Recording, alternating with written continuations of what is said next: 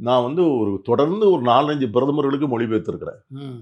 அத வந்து ஒரு வாய்ப்பு. நான் வந்து இந்திரா காந்தியை வந்து எப்படின்னு கேட்டீங்கன்னா, நான் மாவட்ட தலைவரா இருக்கும்போது திருநெல்வேலிக்கு வந்தாங்க. ம். நான் மாவட்ட காங்கிரஸ் கட்சியினுடைய தலைவர்.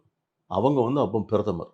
பிரதமராக இருந்த இந்திரா காந்தி வந்து திருநெல்வேலிக்கு வந்த உடனே மாலையில வந்து பொதுக்கூட்டம். அந்த பொதுக்கூட்டத்த ஆர்கனைஸ் பண்ணது நாங்க ஆர்கனைஸ் பண்ணோம். அ அது வந்து பொதுக்கூட்டம்னா, அது வந்து கவர்ன்மென்ட் வறட்சி நிவாரண பணிக்கு வந்தவங்க மக்கள்ட்ட பேசுறாங்க. அந்த கூட்டத்த வந்து மாவட்ட Congress committee was organising it. அப்போ வந்து அவங்களுக்கு வந்த ஏற்பாடுகள் நான் அப்ப தான் முதல் தடவ பார்க்குறேன். ஒரு பிரதமருக்கு என்ன மாதிரி ஏற்பாடுகள் நடக்கும். ஏன்னா, அப்ப அடிக்கடிலாம் பிரதமர் கரெக்ட். வந்து வர்றதில்ல. புரோட்டோகால். புரோட்டோகால். அவங்களுக்கு வந்து மேடைக்கு பின்னாலே தனியா ரூம் ஒரு கட்டி அதுக்கு டாய்லெட்டு, அங்க வந்து கம்ப்ளீட்டா அப்ப இந்தியா சிமெண்ட்ஸ் தான் எங்க ஊர்ல பெரிய கம்பெனி. அவங்களுடைய கேட்டரிங் எல்லாம் வந்து உட்கார்ந்து எல்லாம் ரெடி பண்ணி இந்திரா காந்தி வந்தாங்க. பேசுனாங்க. பெரிய கூட்டம் போயிட்டாங்க.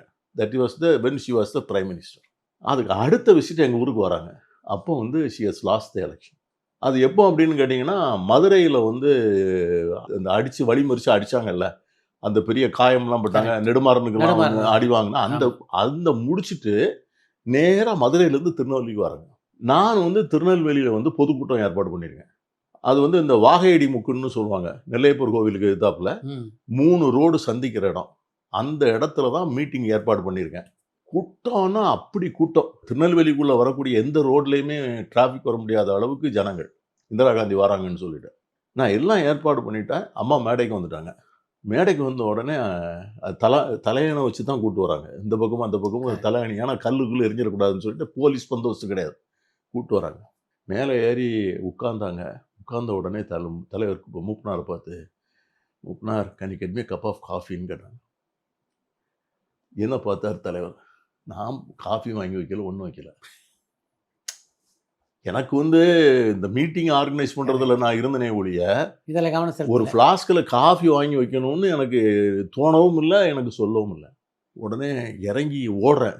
எங்கேயாவது ஒரு ஹோட்டல் தொறந்திருக்குமான்னு சொல்லிட்டு மேடையில இருந்து இறங்கி ஓடுனா, எல்லா ஹோட்டலும் குளோஸ் பண்ணிட்டான்.